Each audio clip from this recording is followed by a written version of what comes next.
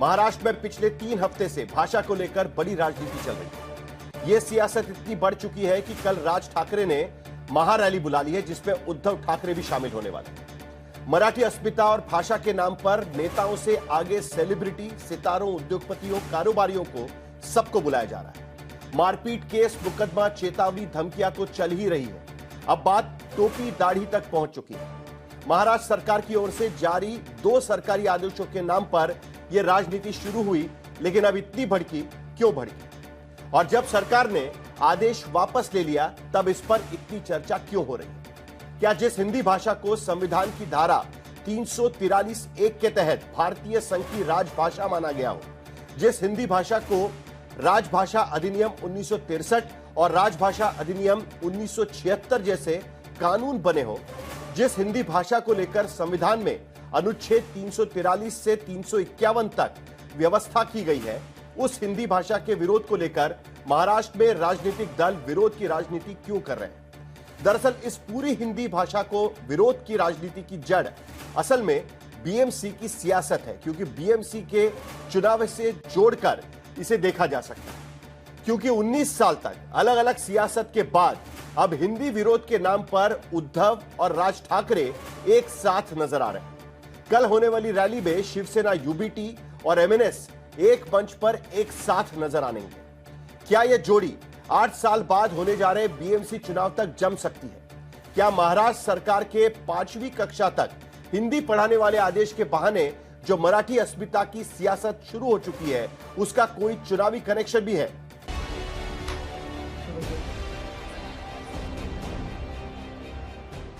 महाराष्ट्र में भाषा के बहाने ऐसी सियासत मची कि कहीं दुकानदार से मारपीट की जा रही, कहीं कान पकड़कर माफी मंगवाई जा रही, कहीं कान के नीचे लगाने की धमकी दी जा रही, तो कहीं टोपी वालों को छूने की चुनौती दी जा रही। क्या नेता, क्या अभिनेता, क्या कारोबारी, क्या निवेशक, जंग में सब कूद पड़े। हालात ये, मारवाड़ी समुदाय के विरोध प्रदर्शन और मांग के बाद मारपीट करने वाले 7 आरोपियों पर मुकदमा तो हो गया, लेकिन राजनीति थमी नहीं। That if you provoke us, you will get a slap. जिन्होंने हिंदुओं के ऊपर हाथ उठाया है, हमारी सरकार उनके ऊपर खिलाफ काम करेगी। एक तरफ महाराष्ट्र सरकार के एक मंत्री कहते हैं हिंदुओं पर हाथ उठाने वाले पर कार्रवाई होगी, दूसरी ओर महाराष्ट्र के दूसरे मंत्री कहते हैं मराठी का अपमान करने वाले पर कार्रवाई होगी। महाराष्ट्र में मराठी तो बोलनी ही पड़ेगी। अगर मराठी नहीं आती है तो आपका ये एटीट्यूड नहीं चलेगा कि हम मराठी बोलेंगे नहीं। हम कोशिश करेंगे ऐसा, और बता सकते हैं, बोल सकते हैं। तो मेरे ख्याल से देखिए, हमें किसी और लैंग्वेज का अपमान हमें करना नहीं है, लेकिन मराठी में अगर कोई महाराष्ट्र में कोई मराठी को डिसरिस्पेक्ट करता है तो बिल्कुल वहाँ पे हमारे कायदा हम लागू करेंगे, उनके ऊपर कार्रवाई करेंगे। महाराष्ट्र सरकार के मंत्री मराठी नहीं बोलने वाले पर एक्शन की बात करते हैं तो बाजार के बड़े निवेशक सुशील केडिया राज ठाकरे के नाम सोशल मीडिया पोस्ट करके लिखते हैं कि उन्होंने कसम खा ली है, वो मराठी नहीं सीखेंगे, जो करना है कर लो। महाराष्ट्र में सियासत के गलियारे से समाज के कोने तक फैल रही ये सारी कड़वाहट दरअसल जनहित के सरोकारों से विचलन और मुद्दा विहीन राजनीति की मिसाल है, जो एक सरकारी आदेश से शुरू हुई।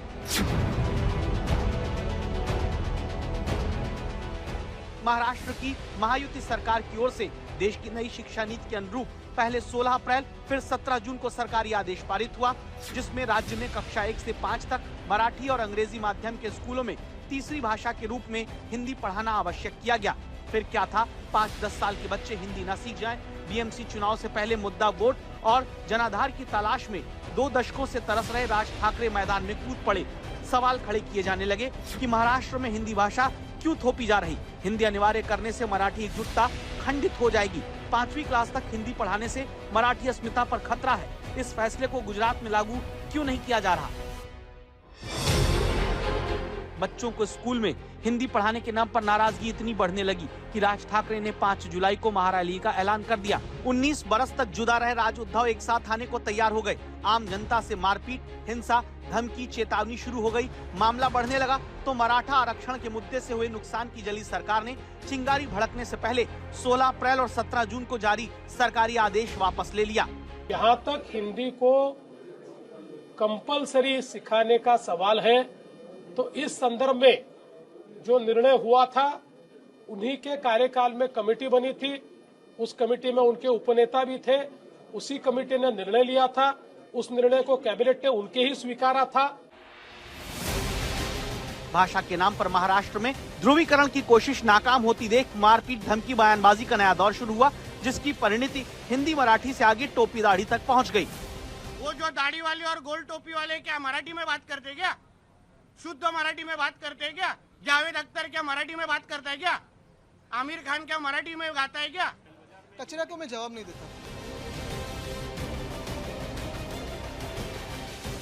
दरअसल महाराष्ट्र सरकार ने राष्ट्रीय शिक्षा नीति 2020 के तहत प्राथमिक शिक्षा में चरणबद्ध रूप से लागू की जा रही भाषा नीति के तहत हिंदी की पढ़ाई शुरू करने का फैसला लिया था, क्योंकि इससे पहले भी उद्धव ठाकरे सरकार के दौरान डॉक्टर रघुनाथ माशेलकर की अध्यक्षता में गठित टास्क फोर्स ने 14 सितंबर 2021 को जो 101 पन्नों की रिपोर्ट सौंपी, उसमें कक्षा 1 से 12 तक अंग्रेजी और हिंदी को अनिवार्य दूसरी भाषा बनाने की सिफारिश की थी, जबकि उच्च शिक्षा में मराठी को प्राथमिकता देने की बात थी। तब उद्धव सरकार इस रिपोर्ट को लागू करने के पक्ष में थी, लेकिन अब उसका राजनीतिक विरोध कर रही है, क्योंकि महाराष्ट्र और खासकर मुंबई में 5-6 दशक से मराठी अस्मिता के नाम की सियासत कर रहे ठाकरे परिवार को बीएमसी चुनाव सामने नजर आ रहा है। 8 साल पहले हुए चुनाव में बीजेपी को 82 सीटें और 27.5% वोट मिला था। कांग्रेस को 31 सीट 16.2% वोट मिला था, तो शिवसेना को 84 सीट और 28.3% वोट और एमएनएस को 7 सीटें और 7.7% वोट मिला। एनसीपी को 9 सीटें 4.8% वोट मिला, अन्य को 14 सीट और 15.5% वोट। अब अगर हिंदी विरोध के नाम पर ही सही उद्धव राज साथ आते हैं तो बीजेपी की सीटें घटकर 64 हो जाएंगी, कांग्रेस की सीटें घटकर 25, शिवसेना एमएनएस मिलकर 118 सीटें और 36% वोट पालेंगे। बाकी एनसीपी की 1 सीट घटेगी, अन्य की 2 सीट। बस इसी उम्मीदों अनुमानों में शायद हिंदी विरोध के बहाने उद्धव राज को एकजुट होने का मौका तलाशा गया, वरना 5वीं तक के बच्चों को हिंदी पढ़ाने से मराठी अस्मिता के नष्ट होने का कोई तर्क नजर नहीं आता। आज तक ब्यूरो। इस वक्त एक बड़ी खबर, देवेंद्र फडणवीस महाराष्ट्र के मुख्यमंत्री ने भाषा विवाद पर थोड़ी देर पहले एक बड़ा बयान दिया है। सीएम ने भाषा के नाम पर हिंसा करने वालों पर सख्त कार्रवाई की बात कही है। उन्होंने कहा कि भाषा के नाम पर गुंडागर्दी बर्दाश्त नहीं की जाएगी। सुनते हैं कि देवेंद्र फडणवीस ने महाराष्ट्र विधानसभा के अधिवेशन के दौरान क्या कहा है। महाराष्ट्र में मराठी भाषा का अभिमान रखना ये कोई गलत बात नहीं है, लेकिन भाषा के चलते अगर कोई गुंडागर्दी करेगा तो इसको हम सहन नहीं करने वाले। कोई अगर भाषा के आधार पर मारपीट करेगा तो ये सहन नहीं किया जाएगा। जिस प्रकार की घटना हुई है उसके ऊपर पुलिस ने एफआईआर भी किया और कार्रवाई भी की है, और आगे भी अगर कोई इस प्रकार से भाषा का विवाद करेगा तो उसके ऊपर कानूनन कार्रवाई होगी। हमको हमारी मराठी का अभिमान है, लेकिन भारत की किसी भी भाषा के साथ इस प्रकार से अन्याय नहीं किया जा सकता। क्या महाराष्ट्र में हिंदी विरोध के पीछे चुनावी सियासत है? पहला सवाल हमारा, क्योंकि बीएमसी के चुनाव नजदीक आ रहे हैं, उसका गणित भी हमने आपको दिखाया हुआ है। दूसरा सवाल, क्या 5वीं तक हिंदी पढ़ाने से मराठी अस्मिता को खतरा पैदा हो सकता है, जिसको लेकर तमाम राजनीतिक दल भारतीय जनता पार्टी के विरोध में खड़े हुए हैं। खुद शिवसेना भी अब कह रहे हैं कि हम इसके पक्षधर नहीं है। तीसरा हमारा इंपॉर्टेंट सवाल, क्या हिंदी विरोध के नाम पर हिंसा से मराठी संस्कृति को फायदा पहुंचता है? बार बार यह सवाल उठता है कि मराठी बोलने से मना करने पर क्या मारपीट करना सही है? नीतीश राणे महाराष्ट्र के कैबिनेट मंत्री हमारे साथ जुड़ रहे हैं, भारतीय जनता पार्टी के नेता भी है। नीतीश जी, अब तो आप इस पूरे विवाद को टोपी दाढ़ी की तरफ लेके जा रहे हैं। नीतीश जी हमारे साथ थोड़ी देर में जुड़ेंगे, लेकिन राम कदम से हम शुरुआत करना चाहते हैं। 3 सवाल हमने आपके सामने रखे हुए हैं राम कदम जी। एक जमाने में आप भी हिंदी भाषा में महाराष्ट्र के विधानसभा में शपथ लेने पर अबू आसिम आजमी को आपने चाटा जड़ दिया था। आज वही काम एमएनएस के कार्यकर्ता किसी दुकानदार के खिलाफ कर रहे हैं, तो सरकार के तरफ से साफ शब्दों में कहा जा रहा है कि यह गुंडागर्दी बर्दाश्त नहीं की जाएगी। राम कदम। साहिल जी, इस मंथना के आरंभ में मैं आपको बता दूं, आप भी मुंबई और महाराष्ट्र से ही जुड़े हैं। मुंबई और महाराष्ट्र की प्रथम भाषा मराठी थी, वर्तमान में है, और जब तक चंद्रमा और सूरज है तब तक प्रथम भाषा मराठी ही रहेगी, क्योंकि महाराष्ट्र की पहली भाषा मराठी है। देश के हर प्रांत की अपनी एक भाषा होती है और उस प्रांत के लोगों को उस भाषा के प्रति प्रेम सम्मान होना स्वाभाविक है। पर इसका कतई अर्थ ये नहीं निकाले कि महाराष्ट्र में अन्य भाषाओं का सम्मान नहीं है। भाषा एक संवाद का माध्यम है और इस कारण हम हिंदी की भी उतना ही सम्मान करते हैं, अंग्रेजी का भी उतना ही सम्मान करते हैं। विदेश में जाने के बाद अंग्रेजी काम आती है। इसके लिए भाषा ये विषय के बारे में पार्टी करके, सरकार करके ये भूमिका है। ये पहला बिंदु। और दूसरा महत्वपूर्ण बिंदु यहाँ आता है कि आपने कार्यक्रम के आरंभ में बड़ा अच्छा कहा कि ये भाषा का विवाद नहीं है, ये मराठी का कोई विवाद नहीं है। ये मराठी का जो पहला अक्षर है उस महानगर पालिका के चुनाव के लिए अपना जनाधार तलाशने की कुछ दलों की कोशिश है। अब देखो नौटंकी देखे आप उद्धव ठाकरे की कि उन्होंने ये पूरी तरह से, अब छोटा बालक है पहली कक्षा का, कौन सी भाषा का चयन करे, कौन सी भाषा को चुने, क्या वो बालक के माता पिता तय करेंगे या कोई सरकार तय करेगी? स्वाभाविक रूप से नैतिक अधिकार उस बालक का है, उसके माता पिताओं का है। उद्धव सरकार ने करा क्या? वो जो कमेटी गठित हुई, बार बार दोहराना इसके लिए आवश्यक है कि देश और महाराष्ट्र के लोगों तक ये बात जाए, यानी हिंदी को जबरन लादने का फैसला करने वाली उद्धव सरकार, अब उसी बात का विरोध करने वाली उद्धव सरकार, यानी ढोल इस तरफ भी बजाएंगे, ढोल दूसरी ओर से भी बजाएंगे, तो इसमें कितनी बड़ी नौटंकी है देश जानता है। अब ये जो सारा का सारा मामला चल रहा है, ये केवल और केवल महाराष्ट्र में जो चुनाव होने जा रहे हैं, ये जबरन लादना जरा क्लियर कर दीजिए राम कदम जी। आप कुछ जबरन लादना कह रहे थे, नहीं जबरन लादने की बात आप जो कर रहे थे वो जरा क्लियर कर दीजिए। जो साहिल जी, जो 2020 से यह आरंभ हुआ, जो माशिलकर कमेटी बैठी, वो कमेटी में उबाटा के नेता थे, बाद में वो कैबिनेट में प्रस्ताव आया जिसमें स्वयं उद्धव ठाकरे जी के दस्तखत है और उसमें उन्होंने फैसला लिया कि पहली से लेके छठी कक्षा तक कि हिंदी, 12वीं तक किया उन्होंने, हिंदी और मराठी ये तुमको जबरदस्ती सीखनी ही पड़ेगी, मैंडेटरी करा, कंपलसरी किया। हमारा केवल मात्र इतना कहना कि बड़े बच्चे के मामले में अलग विषय हो सकता है, छोटा शिशु है। 22 अप्रैल को जो आपकी सरकार की तरफ से जो गवर्नमेंट रेजोल्यूशन लागू किया गया था, यह निकालने की नौबत क्यों आई? अगर वो पहले से प्रस्ताव एक्सेप्ट करके वहां पर लागू किया गया था, तो नए सिरे से ये लागू करने की नौबत क्यों आई? और उसको लेकर अब तो एकनाथ शिंदे की पार्टी भी उसका विरोध कर रही है, आपके सहयोगी उसका विरोध कर रहे हैं। आपने बिल्कुल सही बात पूछी। कोई भी वृक्ष का बीज जो है, बीज बोने का काम उद्धव ठाकरे की सरकार के कार्यकाल में हुआ। उसके बाद ब्यूरोक्रेटिक प्रोसेस है, आपने पेड़ उड़ गया, उस ब्यूरोक्रेटिक प्रोसेस में वो जीआर निकला और जब सामने आया कि ये इस प्रकार का जीआर उस समय के मुख्यमंत्री के निर्णय के बाद, उनके फैसले के बाद निकला है, वो पता चलते ही तुरंत आदरणीय मुख्यमंत्री देवेंद्र फडणवीस जी ने उसे खारिज कर दिया। मुझे ये जो जीआर आया रिविजिट करना है एक बार फिर, जो सवाल जहां से मैंने शुरू किया था राम कदम जी, जहां से मैंने शुरू किया था वहां मुझे रिविजिट करना है, क्योंकि मुझे अभी भी वो विजुअल याद है। मैं आपके पास दोबारा आऊंगा, सुषमा अंधारे से मुझे जवाब लेना है कि क्या सचमुच में ये सिर्फ सियासत है आपकी क्योंकि बीएमसी के चुनाव दिख रहे हैं, या सचमुच में भाषा का प्रेम है? किस तरीके से आप इसको देखती है, मुझे सुषमा अंधारे से पूछना है। लेकिन राम कदम जी, आपके पास रिविजिट करना है मुझे, जब अबू आसिम आजमी को आपने चाटा जड़ दिया था मराठी में शपथ नहीं लेने के लिए, तब और आज में क्या स्थिति में फर्क आ गया, उस पर मैं आऊंगा आपके पास। लेकिन सुषमा अंधारे, ये सिर्फ राजनीति नहीं लगती आपको, क्योंकि आप पर आरोप यही लग रहा है कि एक तरफ तो मशेलकर समिति का रिपोर्ट आप एक्सेप्ट करते हो, उसके बाद जब सरकार जाकर जीआर निकालती है तब आप उसका विरोध करने लग जाते हो, और इतना विरोध कि अब तो आप राज ठाकरे के साथ, जिस पार्टी पर आप कहती थी कि वो पार्टी खत्म हो चुकी है, उसके साथ जाने के लिए भी आप तैयार। सुषमा अंधारे। साहिल जी, वैसे मेरे पास कहने सुनने के लिए बहुत सारी चीजें हैं, क्योंकि जो देवेंद्र जी कितनी ही आलोचना कितने ही लोगों के बारे में कर चुके हैं, अब उन्हीं को गोद में लेकर खिला पिला रहे हैं। तो मुझे उस विषय में अभी नहीं जाना है, लेकिन मैं यह बता दूं कि राम कदम जी ने जो संदर्भ दिया था कि 14 सितंबर 2021 को डॉक्टर रघुनाथ माशेलकर जी की समिति आई और समिति ने अपना रिपोर्ट दिया था। वह रिपोर्ट जरूर उद्धव साहब के कार्यकाल में आया था, किंतु उस रिपोर्ट को, क्या उस रिपोर्ट के तहत हमें कुछ चीजें करनी चाहिए कि ना करनी चाहिए, इसके लिए उस रिपोर्ट पर सोच विचार के लिए उस रिपोर्ट को आगे भेज दिया था।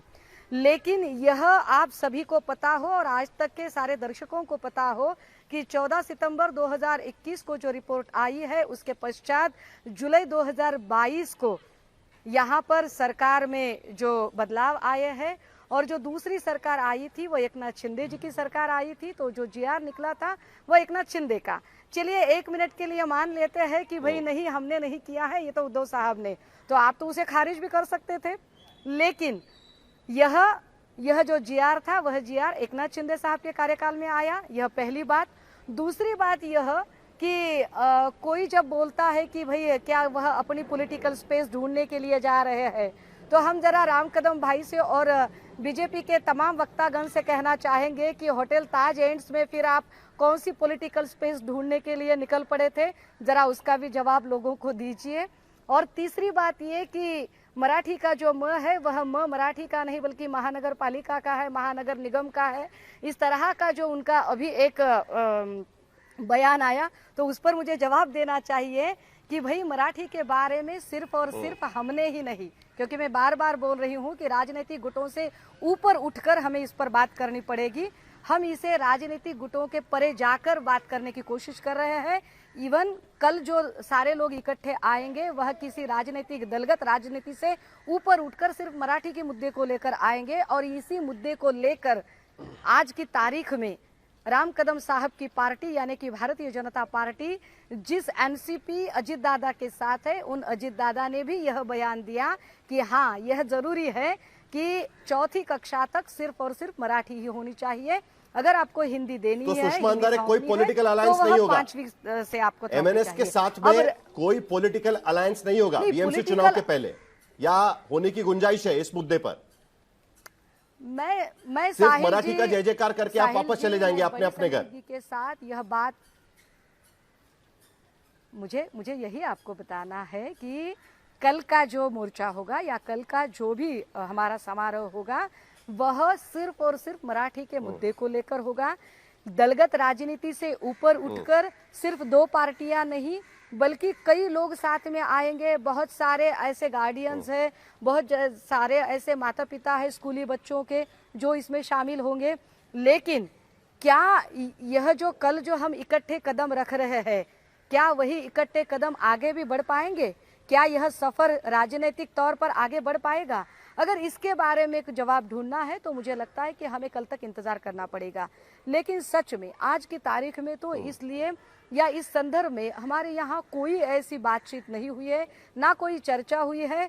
रही बात राम कदम जी और इन सारे लोगों की, मेरी समझ में नहीं आता, ये वही लोग हैं जो जब तक देवेंद्र फडणवीस एक साथ पीसी नहीं ले रहे थे तब तक कह रहे थे नहीं नहीं हमने ऐसी कोई सख्ती की ही नहीं है, हमने हिंदी को थोपा ही नहीं है। पहले थोपा नहीं बोल रहे थे, फिर बोल रहे कि नहीं नहीं ये तो पहले हो चुका था। अरे भाई किसी तो एक बात पर तो अड़े रहिए, किसी एक बात पर अड़े रहिए। और खासकर यह बात आपको बतानी पड़ेगी कि हम कोई हिंदी के दुश्मन नहीं है, हमारी कोई शत्रुता नहीं है। हम सिर्फ यह बोले जा रहे हैं कि पहली से 4ठी कक्षा तक जो बाल मानस शास्त्र है, जो पेडियाट्रिस्ट है और बहुत सारे लोगों का कहना है कि कोई एक भाषा बहुत अच्छे से बच्चे समझ सकते हैं और साथ ही साथ अगर एक ही भाषा सारे बच्चे समझ सकते हैं तो अगर तमिलनाडु में हमारे देवेंद्र जी वहां जाकर तमिल में बोलते हैं, गुजरात में कोई हिंदी की सख्ती नहीं होती है, दक्षिणी राज्यों में कोई हिंदी की सख्ती नहीं होती है, तो भाई हमारी महाराष्ट्र में क्यों सख्ती? और जैसे कि आपने कहा कि अरे भाई एक बार तो आप सपा के आदमी को चांटा मारने तक की होड़ में लगे जाते हो और आज ऐसी क्या आप पर इतनी पार्टी की कौन सी मजबूरी है? पूछिए। नहीं, लेकिन शाइना इनसे आपकी पार्टी की क्या भूमिका है? क्योंकि आपकी पार्टी के विभाग से, शिक्षा विभाग से, क्योंकि आपकी पार्टी के पास शिक्षा विभाग है शाइना इनसी, उनके तरफ से ये जीआर निकाला गया। तब तो आप राज ठाकरे को समझाने के लिए गए थे, आपके पार्टी के नेता, ये कहने के लिए कि कैसे तीसरी भाषा लागू होनी चाहिए। लेकिन अब आपकी पार्टी ही कह रही है कि हमारा तो विरोध है, हम नहीं चाहते कि तीसरी भाषा पढ़ाई जाए महाराष्ट्र में, पहली से लेकर 5वीं तक। आशुतोष वर्मा भी हमारे साथ जुड़े हुए हैं समाजवादी पार्टी के, उनसे भी हम बात करेंगे, लेकिन उससे पहले शाइना इनसी। सबसे पहले हमारे नेता एकनाथ जी शिंदे ने स्पष्टीकरण की पहले ही दिन कि मैंडेटरी शब्द का इस्तेमाल न किया जाए, और हमें गर्व है हमारी मराठी अस्मिता, मराठी भाषा, और हर एक नागरिक को सीखना चाहिए मराठी। लेकिन आज जब आप ये विवाद को देखते हैं और जो राणे जी ने सवाल उठाए हैं, उसमें भी बहुत सारे सवाल हैं जो उठाने भी चाहिए, क्योंकि 7 मनसे के कामगार जो जिनकी गिरफ्तारी की गई है, क्योंकि माननीय मुख्यमंत्री, उप मुख्यमंत्री सभी ने कहा है कि कानून को अपने हाथ में नहीं लेना चाहिए। लेकिन सवाल ये उठता है साहिल जी कि जब कोई भी कम्युनल एंगल से आप देखते हैं, उन्होंने जो सवाल पूछा है, मैं पूछना चाहती हूँ कि कौन से नल बाजार और मोहम्मद अली रोड में जाके आपने किसी को मारा है या सवाल किया है कि आप मराठी बोलते हैं या आपको गर्व है हमारे महाराष्ट्र की अस्मिता को लेके या नहीं। ये तुष्टीकरण की राजनीति जो बार बार आप देख रहे हैं, ये एक सवाल है। दूसरा, मैं जरूर पूछना चाहती हूँ, ये जो पब्लिक मीडिया आउटरीच है, जहां इतना सारा क्रिटिसिज्म आप देख रहे हैं, वो क्यों? क्योंकि म्युनिसिपल कॉर्पोरेशन का जो इलेक्शन है वो राउंड द कॉर्नर है, मनसे का कोई अस्तित्व बचा नहीं, उबाटा सेना ने अपने विचारधारा और आइडियोलॉजी को खो बैठे हैं। तो सवाल ये उठता है कि कौन से मुद्दे को लेके वो उतर सकते हैं, और मराठी को लेके जो वो एक कम्युनल एंगल बना रहे हैं, तो ये बहुत ही दुखद है। जैसे कि देवेंद्र फडणवीस ने आज कहा कि एक भाषा को सीखना इसका मतलब नहीं कि आप दूसरा भाषा नहीं सीख सकते हैं। कौन बोलता है कि आप मराठी नहीं बोल सकते, इंग्लिश, हिंदी, गुजराती, अन्य संस्कृत? शाइना जी, ये सवाल तो मुझे वागीश सारस्वत से पूछना है, मैं आपका सवाल लेके वागीश सारस्वत के पास भी जाऊंगा, लेकिन मुझे पहले इस बात का जवाब दे दीजिएगा कि आपकी पार्टी की भूमिका क्या है। अगर आपकी पार्टी इस मुद्दे के खिलाफ है, एक मिनट, वो उस पर आएंगे हम लोग। पहले आपकी पार्टी की भूमिका क्या है? आप इसके विरोध में हैं या पक्ष में है कि तीसरी भाषा महाराष्ट्र में पढ़ानी चाहिए कि नहीं पढ़ानी चाहिए? क्योंकि आपकी पार्टी ने पहले तो नियम निकाला, उसके बाद जब वापस लेना पड़ा तब आप कह रहे हैं कि नहीं हम तो विरोध में हैं। कम से कम बीजेपी पहले भी सपोर्ट कर रही थी और आज भी सपोर्ट कर रही है।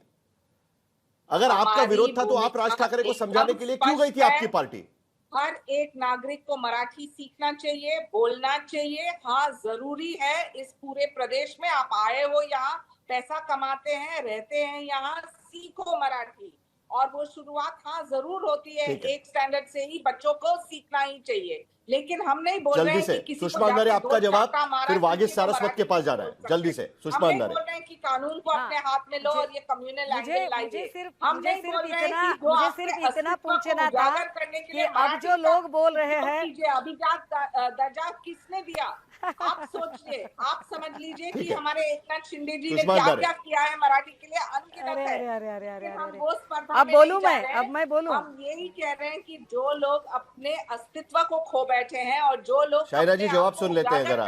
सुषमा जी जल्दी से आपका जवाब। दुरुपयोग मत कीजिए। मुझे जरा, हाँ, मुझे जवाब यह देना पड़ेगा कि जो अब बोल रहे हैं, अरे भाई शाइना जी दूसरों का भी सुन लीजिए। जो अभी बोल रहे हैं कि अभी जो बोलते समय बोल रही थी कि और कह रही थी कि जिस महाराष्ट्र नवनिर्माण सेना का अस्तित्व खत्म हो चुका है उनके साथ वगैरह, अगर महाराष्ट्र नवनिर्माण सेना का, चूंकि मैं उनकी कोई प्रवक्ता वगैरह नहीं हूं, लेकिन सिर्फ इतना सवाल है कि अगर महाराष्ट्र नवनिर्माण सेना का सारा अस्तित्व खत्म हो चुका है तो आपके उदय सामंत वहां क्यों जा रहे हैं? खत्म हो गई पार्टी के साथ, बार बार क्यों उन्हें मिलने की होड़ लगी रखी है? और क्यों आपको लगता है और एकनाथ शिंदे साहब को लगता है, मुझे लगता है शाइना एनसी जी जो आप आज बयान दे रही है, इसके पहले आप जरा उदय सामंत जी से एक बार बात कर लीजिए, क्योंकि भविष्य में आपके नेता एकनाथ शिंदे नहीं रहेंगे, भविष्य में आपके नेता उदय सामंत जी रहेंगे, भविष्य में आपके नेता उदय सामंत जी रहेंगे, एकनाथ शिंदे जी नहीं रहेंगे। कि आप किसी के आपके नेता एकनाथ शिंदे नहीं उदय सामंत रहेंगे भविष्य में, इतना ध्यान रखिए आप।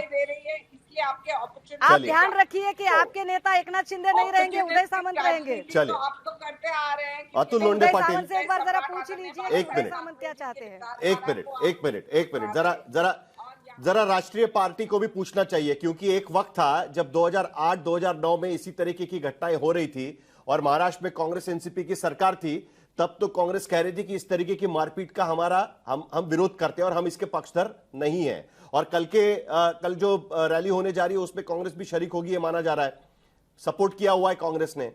तो इस मारपीट को लेकर आपकी क्या भूमिका, और आपको लगता है कि इस तरीके से ही राजनीति चलेगी, हिंदी भाषा अनिवार्य नहीं होनी चाहिए? आपकी क्या भूमिका रहेगी अतुल लोंढे पाटिल? देखिए साहिल, किसी भी तरह के वायलेंस का, मारपीट का ना हमने कभी समर्थन किया था ना कभी करेंगे। जो मारपीट हुई उसके खिलाफ हमने सख्त हमारी नाराजगी जो है वो दर्ज कर दी है। कल मैंने खुद भी कहा था कि इसका हम निषेध करते हैं और इसके ऊपर कड़ी से कड़ी कार्रवाई होनी चाहिए। एक तो मुंबई जो है वो इंटरनेशनल सिटी है, ये भी ध्यान में रखना चाहिए। लेकिन ये जो पार्टी है बीजेपी और इनके साथ जो दो लोग जुड़े हुए हैं, इनका कोई ये नहीं, धर्म नहीं है, कोई धर्म नहीं है। ये है ना मुंह में राम और बगल में नथुराम, ऐसी पार्टी है। अगर आपको ऐसा लगता है कि मराठी अपनी मातृभाषा है और मातृभाषा जो होती है वो संस्कृति के साथ जुड़ी होती है, तो फिर आपने जो जीआर रद्द कर दिया उसके बाद आपने नरेंद्र जादव समिति क्यों अपॉइंट की है? नरेंद्र जादव समिति क्यों अपॉइंट की है? और आपको लगता है कि ये अभी चुनाव आया है इसलिए ये मुद्दा उठा है, तो इसके पहले भी आपने जीआर पीछे लेने की बात कही थी, फिर से उसको अनिवार्य करने, पीछे के दरवाजे से चुपचाप से अनिवार्य करने की कोशिश आपने क्यों की? चुनाव के सामने की ना आपने। और आपको अभी मालेगांव के मुस्लिम या पूरे महाराष्ट्र के मुस्लिम याद नहीं आ रहे, बराबर आपको मोहम्मद अली रोड और मुंबई में जो है वहीं के याद आ रहे हैं।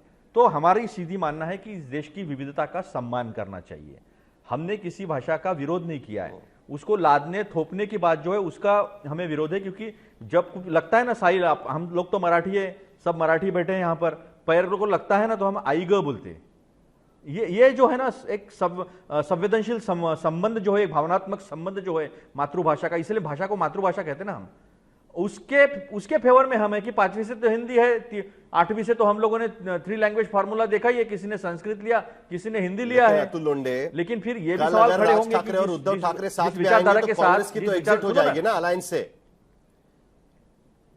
कांग्रेस की तो एग्जिट हो जाएगी ना, अगर कल दो भाई साथ में आ गए तो आपकी तो एग्जिट हो जाएगी। जो है नहीं, कोई दो भाई आने से कांग्रेस को कुछ फर्क नहीं पड़ता है। कोई दो भाई इकट्ठा आए या फिर वो सब बीजेपी वगैरह इकट्ठा आए, कुछ फर्क नहीं पड़ता। हमने अपने विचारों से कभी कॉम्प्रोमाइज नहीं किया है। तो सवाल सबसे पहले ये खड़ा होता है कि ये विविधता का सम्मान नहीं करते। इनका क्या है हमें पता है, मुंबईराम बगल में नथुराम वाली सारी पॉलिसी जो है वो है और उसका प्रतिनिधित्व यहाँ पर अभी देवेंद्र फडणवीस जी कर रहे हैं। तो ये विविधता का बिल्कुल कतई सम्मान नहीं करते, बिल्कुल विविधता का सम्मान नहीं करते। और मैं फिर से एक बार कह दूं, किसी भी भाषा का अपमान नहीं होना चाहिए, किसी भी व्यक्ति को मारपीट नहीं होनी चाहिए, एकदम गलत बात है। मुंबई यह एक अंतरराष्ट्रीय शहर है, यह भी हमने ध्यान में रखना चाहिए। इस तरह का लॉ एंड ऑर्डर खराब होगा, ऑर्डर खराब होगा। सबसे अहम बात, तो महाराष्ट्र की इमेज पर उसका असर पड़ेगा। कुल मिलाकर सवाल यहां पर आकर खड़ा होता है कि क्या हिंदी विरोध के नाम पर हिंसा से मराठी संस्कृति को फायदा होगा? क्या फायदा होगा? देखिए साहिल जी, ये जो कुछ भी प्रकरण हुए हैं, मीरा रोड की घटना हो या ठाणे की घटना हो, ये अपवादात्मक घटनाएं हैं। इन घटनाओं का जो आंदोलन है उससे सीधा संबंध नहीं है। हमारी पार्टी का जो विरोध था, हिंदी को पहली से 5वीं तक अनिवार्य करने का विरोध था और उसे सरकार ने वापस लिया। उसके लिए हमने सरकार का धन्यवाद किया। और चूंकि हमारे उठाए हुए मुद्दे को विजय मिली है, इसलिए 5 तारीख का रैली का आयोजन किया गया है। और इसके राजनीतिक अर्थ साहिल ना निकाले जाएं तो ज़्यादा बेहतर होगा, क्योंकि इसमें ना कोई पार्टी है और इसका एजेंडा सिर्फ मराठी है। कोई लंबी राजनीतिक असर इसके होंगे, इसका मुझे तो कहीं दिखाई नहीं देता है।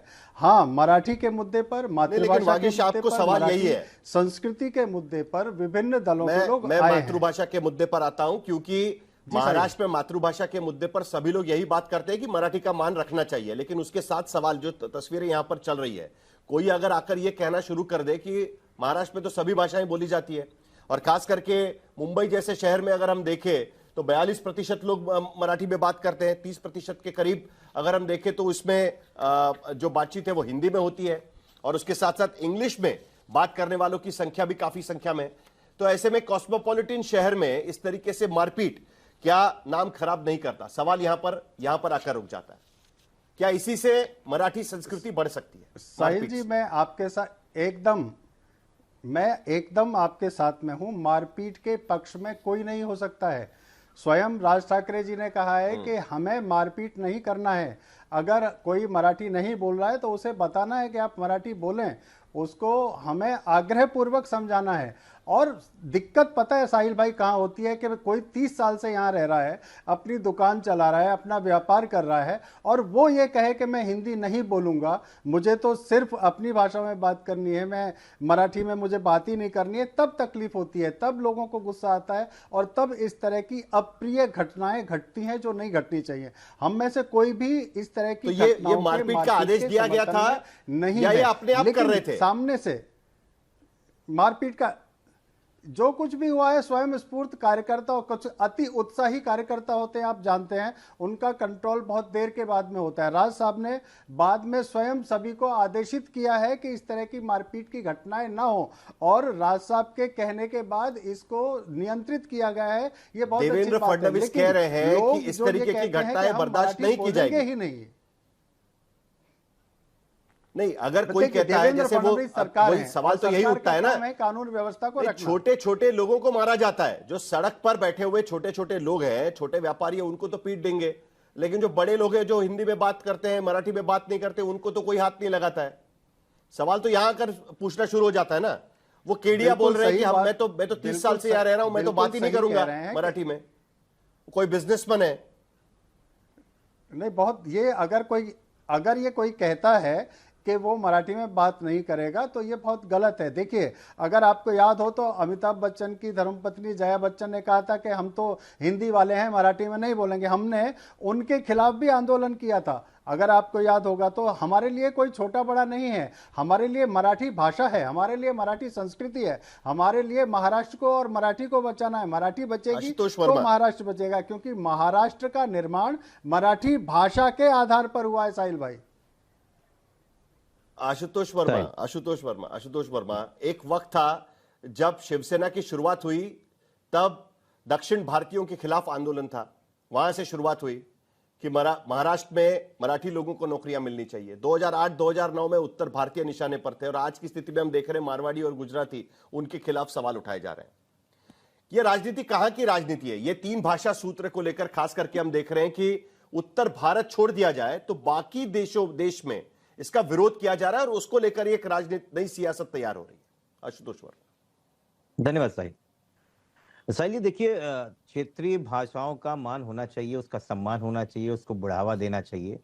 हमारे यहाँ अवधी बोली जाती है, बिहार में भोजपुरी बोली जाती है, हिंदी बोली जाती है, मराठी बोली जाती है, उसका सम्मान होना चाहिए। मुझे बिल्कुल इस पर कोई गुरेज नहीं है।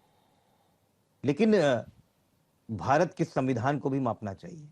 भारतीय संविधान अनुच्छेद 19(1) में साफ साफ लिखा है कि इस देश में रहने वाले 140 करोड़ लोगों को अपनी अपनी भाषा को बोलने का अधिकार है, और उसके खिलाफ हिंसात्मक कार्रवाई करने के लिए नए भारतीय न्याय संहिता में 115(2) और 351 में कई धाराएं अर्जित हैं।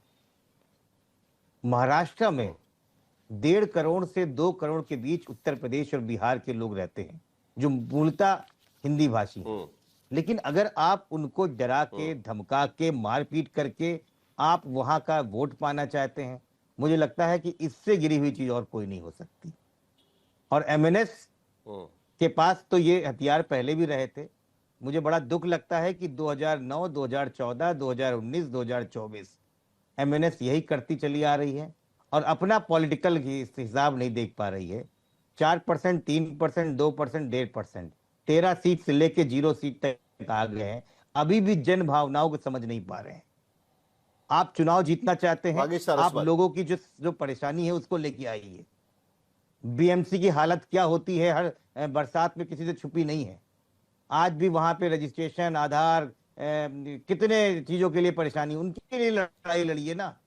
इतने मुद्दे हैं लड़ने के लिए, आप हिंदुस्तानियों को आपस में लड़ाई दे रहे हैं, और क्या मिल रहा है आपको इसमें? सबसे बड़ी बात यह है कि राज ठाकरे जी जो कुछ करते हैं उसके पीछे राजनीतिक फायदा उठाने की मंशा नहीं होती है। चुनावी फायदा उठाने की मंशा नहीं होती है। अगर चुनावी फायदा उठाने की मंशा होती तो ये आंदोलन भी मनसे के झंडे और बैनर के साथ होता। बिना झंडे बिना बैनर के सिर्फ मराठी जन का आंदोलन खड़ा करना राज ठाकरे जी का जो कार्य है वो ये साबित करता है कि उन्हें राजनीति में वोट पाने की इच्छा कोई बहुत ज्यादा नहीं है। अगर मिलेंगे तो बहुत अच्छी बात है, लेकिन महाराष्ट्र और मराठी सुरक्षित रहना चाहिए। उसके लिए अगर किसी भी प्रकार की हमारी बलि अगर जाती है तो वो भले ही चली जाए, हमें अगर एक भी सीट ना मिले तो हमें कोई अफसोस नहीं होगा। लेकिन हमारे आशुतोष वर्मा, पराजय के फिर शर्त पर दिखा रहा है कि अगर सियासत मराठी क्या है जिंदा इसके रहती पीछे। है तो आशुतोष मराठी वर्मा। जिंदा रहे। तो वागीश भाई क्या अगर नहीं, ये मैंने पहले अपने स्टेटमेंट में कहा, आप क्षेत्रीय भाषा है और उसको सम्मान होना चाहिए। हम अपनी अवधी भाषा पे गर्व करते हैं, लेकिन उत्तर प्रदेश में रहने वालों को हम जबरदस्ती नहीं डंडा लेके चलते हैं।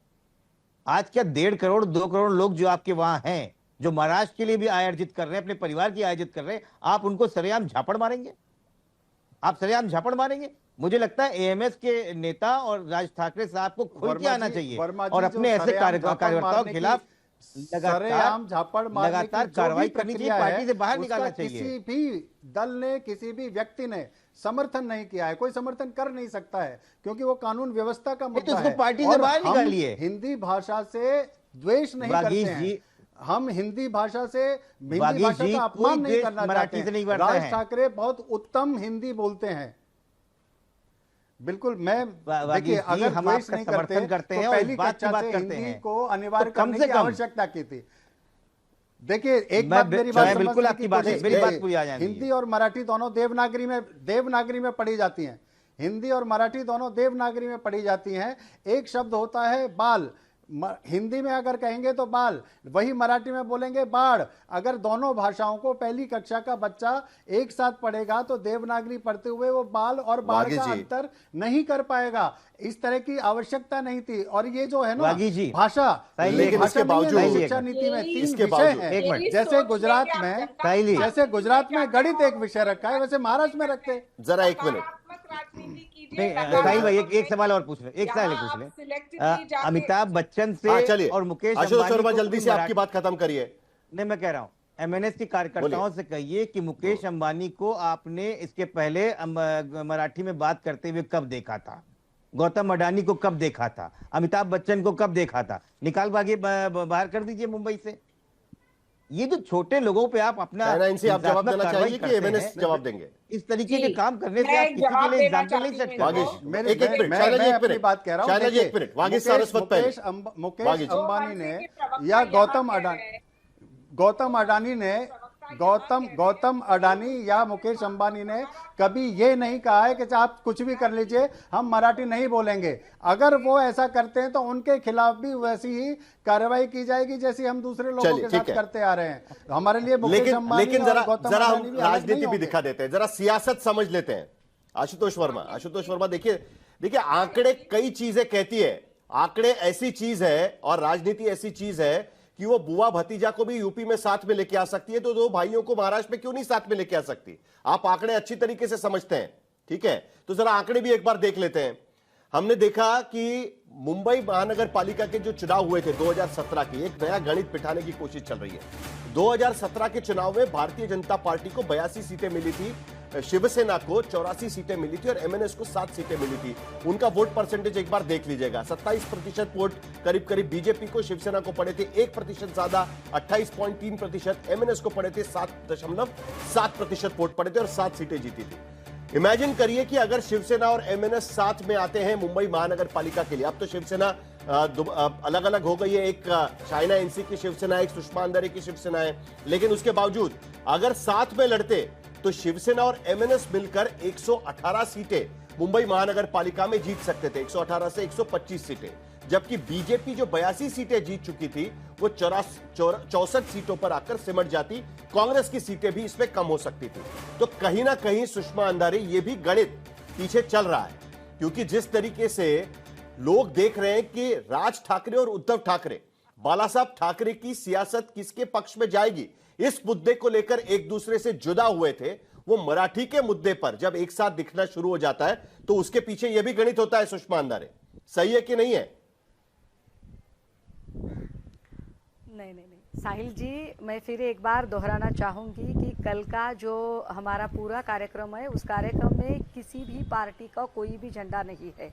अगर हमें दलगत राजनीति करनी होती, या आप जिस तरह से कह रहे हैं कि नगर निगम के चुनाव को सामने रखते हुए यह कोई एक पॉलिटिकल गेम या कोई एजेंडा चलाया जा रहा है, तो शायद कल के प्रोग्राम में हम हमारे बैनर पर भी पार्टियों के नाम वगैरह कर सकते थे, किंतु ऐसा नहीं हुआ। और एक बात मैं आपको याद दिला दूं, जिस दिन पीसी लेकर देवेंद्र जी और उनके 2 साथियों ने यह उद्घोषणा की कि हम इस जीआर को वापस ले रहे हैं, उस दिन भी ना उद्धव साहब ने ना मनसे के सुप्रीमो ने, दोनों में से किसी ने भी अपने ट्वीट में, अपने स्टेटमेंट में कहीं भी नहीं कहा कि इसका क्रेडिट हमारा है। दोनों ने भी कहा कि यह सारा जो क्रेडिट है यहाँ के मराठी मानुस का है। यानी कि यहाँ जब जैसे आपने कहा कि देखा है कि लाड़की बहन पर एक तरफ देवेंद्र जी के अलग बैनर लगते हैं, दूसरी तरफ एकनाथ जी के अलग बैनर लगते हैं, दोनों ही श्रेयवाद की राजनीति में बस ऐसे गुम हो जाते हैं। किंतु मराठी के मुद्दे को लेकर कहीं भी राज ठाकरे, उद्धव ठाकरे, इन्होंने कहीं भी किसी भी तरह के क्रेडिट की बात नहीं की। उन्होंने कहा यह सिर्फ और सिर्फ मराठी मानुष का मुद्दा है। और हम फिर बार बार यह कहना चाहेंगे कि कल का प्रोग्राम हम आज भी दलगत राजनीति से ऊपर उठकर का 3 पॉइंट संक्षेप में। पहले तो आपका नहीं बोलिए, आप कितना भी मेरे बीच में बोल लीजिए। साहिल जी, पहले तो आपका गणित बिल्कुल गलत है। जी का जवाब सुन लीजिए। सेना का मतलब है शिंदे सेना। तो जब आपने कहा कि शिवसेना और मनसे साथ में आए, तो ये संभव ही नहीं है, क्योंकि शिंदे सेना यानी कि एकनाथ जी शिंदे के नेतृत्व में ही हम आए हैं और हम उसी नेतृत्व में लड़ेंगे। दूसरा, इन लोग सिर्फ मराठी का इस्तेमाल कर रहे हैं।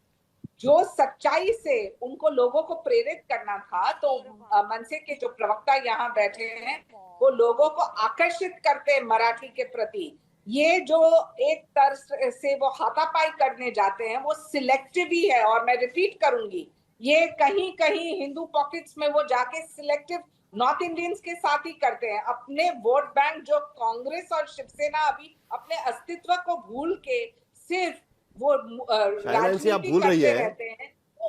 AR अंतुले महाराष्ट्र के मुख्यमंत्री रह चुके हैं, जो मुस्लिम समुदाय से आते थे। पवाई में देखिए, डोंबिवली में देखिए, मैं आपको याद दिलाना चाहता हूँ, सभी केसेस आप एनालाइज कीजिए, तब आपको पता चलेगा कि सच्चाई कौन है मराठी के साथ, मराठी अस्मिता के साथ, मातृभाषा। सुषमा अंदर आप जवाब देंगी या वागीश सारस्वत जवाब देंगे? अब मैं बताऊं, उनको उजागर चलिए दूंगी। हाँ, यस ढोंग कर रहे हैं सुषमा अंदर। मुझे जवाब देना पड़ेगा। आप मुस्लिम इलाकों में जाके क्यों नहीं पूछती है कि आप मराठी में बात करोगे कि नहीं करोगे? स्पेसिफिक सवाल पूछ रही है वो शाइना इनसे। जवाब दीजिए। चलिए, पहली यस बड़े स्पेसिफिकली बताना चाहूंगी कि जो बोल रही है कि हम एकनाथ शिंदे जी के नेतृत्व में करेंगे, तो वो याद रखें कि कल को ऐसा हो सकता है कि एकनाथ शिंदे को भी शायद डिच किया जाए और उदय सामंत सारी कमान थाम ले, तो आपको उदय सामंत के नेतृत्व में काम करना पड़ेगा। पहली बात। दूसरी बात यह है कि हम कहीं भी किसी भी मुद्दे को लेकर सिलेक्टिव नहीं होते हैं। और तीसरी बात हम आपको बता दें, और तीसरी बात हम आपको बता दे, और तीसरी बात यह है, शाइना जी, मैंने आपका शांति से सुन लिया है, मुझे मेरा आखिरी स्टेटमेंट शाइना जी सुन लीजिएगा। चलिए, आखिरी 30 सेकंड मेरे पास है। आज ही के प्रोग्राम में, आज ही पूना के प्रोग्राम में एकनाथ शिंदे जय गुजरात जहां कहते हैं, आज ही के प्रोग्राम में जहां अतुल लोंढे, आखिर के 30 सेकंड मेरे पास बचे हैं। क्या शिवसेना और MNS साथ में आने के लक्षण आपको दिख रहे हैं? MVA के लिए खतरा हो जाएगा? जल्दी से। नहीं, हमें कोई खतरा नहीं है। शिवसेना, UBT और MNS साथ में आने की उम्मीद है? भाषा से कोई लेना देना नहीं है।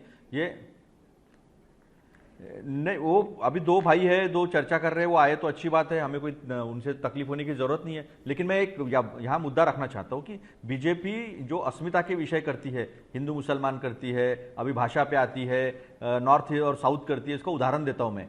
अभिजात भाषा का दर्जा का प्रपोजल जो है वो महाराष्ट्र ने 2013 में पास कर केंद्र में, दिल्ली में भेज दिया था। 14 में इनकी सरकार आई। ठीक है। 14 से लेकर 2024 तक इन्होंने उसको हाथ भी नहीं लगाया। लेकिन जैसे महाराष्ट्र का चुनाव आया, इन्होंने वो अभिजात दर्जा दिया, हमें बहुत खुशी है।